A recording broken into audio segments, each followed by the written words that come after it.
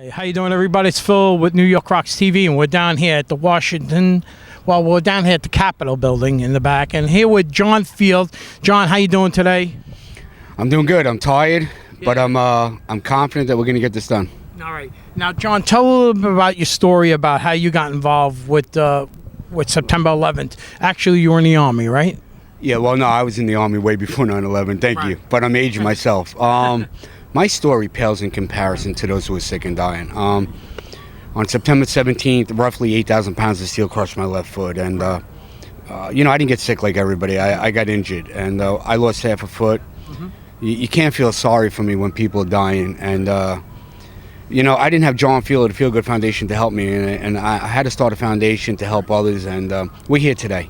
Mm-hmm. This 12 and a half plus years of fighting D.C. and members of Congress and the Senate to get any sort of legislation passed, whether it was 5 years ago or in 2005 when it was the Walsh Amendment, or 2011 when it was the interoperability bill.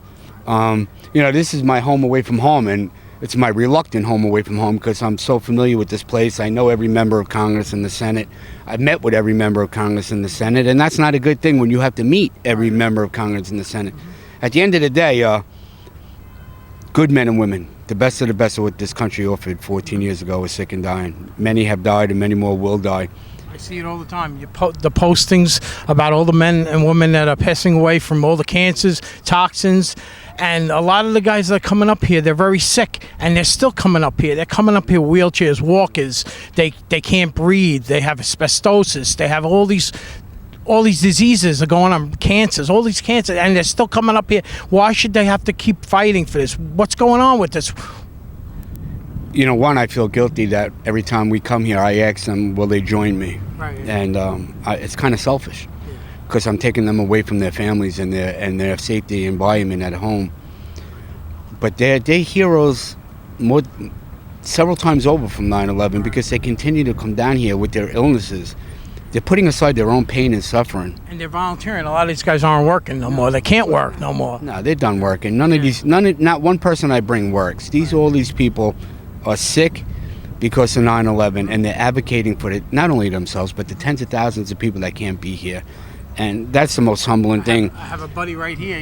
He took me here, drove all these hours to get here, and he had anxiety and he felt sick, and he had to stay back at the car. He's waiting for me right now, and he's suffering.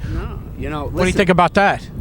Listen, I know what he's going through because I have that same anxiety, that same post-traumatic, and you put it into context. I see all of these people that I bring with me, and all those people that we hear today. I have no right to complain. And as much as I want to scream, cry, there's always somebody worse off than you. And I learned that a long time ago. And until we get this bill done, maybe one day I'll have that chance where I can complain. I know you're like trying to contain your anger, and it's like I'm getting so angry. It's like I don't want to say anything because I don't want to come off so angrily about this thing because that ain't really going to be the answer. But sometimes you have to raise your voice, and you have to let them know, right? What do you think about that? Those who know me know I'm an angry man. Yeah. And, listen, you go to too many funerals, you see too many people suffer, you get angry. Right. Especially when help is right here where we're standing. Right. And we're asking them to help. Yeah. But yet, the person I brought down here might not come the next time I'm here because they died. Right. And it's frustrating. And they're friends too. Now I made a lot of friends. I've become friends. We're not friends. We're family. Oh yeah. And anybody in the 9/11 community, we're all united. We're one, and we're family. That's the right answer. I got to run, bro. You got it right there. But thank you very much. Just tell everybody how they can find out about your foundation now. So let them know.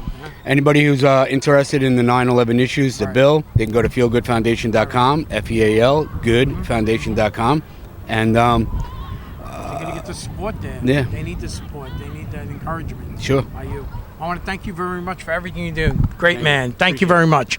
All right. So that wraps it up over here at the Capitol.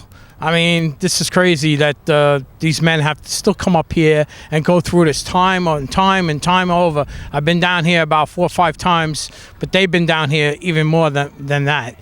We've been down at Mount Sinai Hospital in Staten Island, in Manhattan, down at Ground Zero about 6, 7 times already, been taping. Why do we have to keep going through this?